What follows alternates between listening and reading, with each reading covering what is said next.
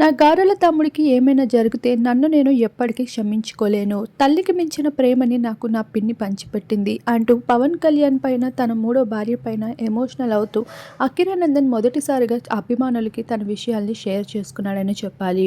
ఇక మెగా కుటుంబం నుండి వేరైనప్పటికీ అకిరానందన్ మాత్రం ఎప్పుడూ మెగా కుటుంబంలోనే కలిసి ఉంటాడు.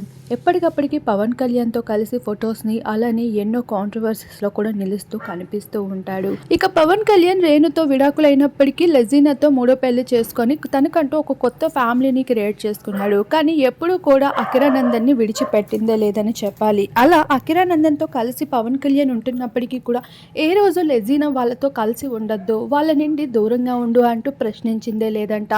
ఈ విషయాలు ఎన్నోసార్లు వెలుగులోకి వచ్చాయి. అయితే ఈరోజు గారాల కొడుకైన పవన్ కళ్యాణ్కి ముద్దుల కొడుకైన మార్క్ పరిస్థితి దారుణంగా ఉంది. హాస్పిటల్ బెడ్ పైన లేవలేని స్థితిలో ఉన్నాడు. తను చదువుకుంటున్న సింగపూర్ స్కూల్లో అగ్ని ప్రమాదంలో తను బలవుతూ వచ్చేశారు. ఇప్పటికీ తనతో పాటు ప్రమాదానికి గురైన పిల్లలు చాలా మంది మృతి చెందుతూ రావడంతో తన పైన బెంగ పెట్టుకుంటూ కనిపిస్తున్నారు మెగా కుటుంబం అంతా. ఈ భాగంగానే కుటుంబ సభ్యులందరూ సింగపూర్ చేరుకుంటూ ఉన్నారు. తన ఆరోగ్య పరిస్థితి మెరుగుపడాలని కోరుకుంటున్నారు. కుటుంబంలో ఒకరైన అకిరానందన్ సైతం మార్క్ కి ఎంతో చేరువని చెప్పాలి. వీలైనంత వరకు కూడా తనతో సమయం కేటాయిస్తూ ఉంటాడు. వయసులో తనకంట చాలా చిన్నైన తన తమ్ముడు అంటే తనకి పంచ ప్రాణాలు. ఇక తండ్రి తర్వాత తండ్రిలో అకిరానందనే చూసుకుంటూ ఉంటాడని చెప్పాలి మార్క్ని.